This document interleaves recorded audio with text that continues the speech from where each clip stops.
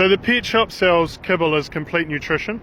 What they don't mention is that feeding starchy, ultra-processed food every single day does to the microbiome that runs 70% of your dog's immune system. G'day, my name's Jamie. I've been feeding my dogs raw for 20 years or so, and I own Curdy City Doggy Daycare and Raw Food here in Christchurch, New Zealand. Our job is simple: to help New Zealand dog owners make the switch to raw food without the guesswork. So the skin issues, the ear infections, the anxiety, for a lot of dogs, it starts here, and I'll explain the connection in a second. Your dog's gut microbiome is a community of hundreds of millions of bacterial species, and a healthy microbiome is really diverse, and it regulates inflammation, affects brain chemistry, and a compromised one can do the opposite. Kibble's high starch and low moisture content creates conditions that certain bacteria dominate, particularly those that thrive on sugar.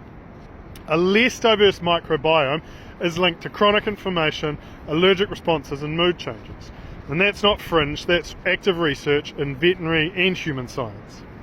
So 3 conditions many raw feeding advocates link to chronic kibble feeding and poor gut diversity is, firstly, recurring skin conditions. The itching, the hot spots, the seasonal flare-ups that come back every year.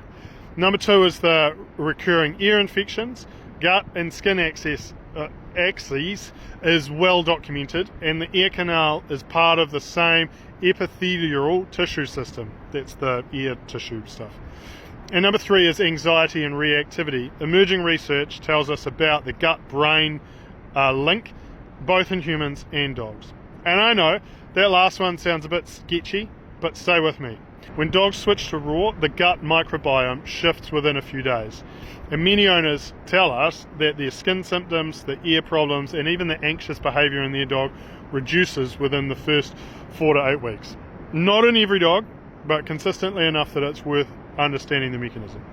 Hey, save this and send it to the person in your house that thinks itching's just seasonal. And tomorrow I'll be covering the moisture gap, why kibble-fed dogs are chronically underhydrated, and what that's doing to their kidneys. So follow along.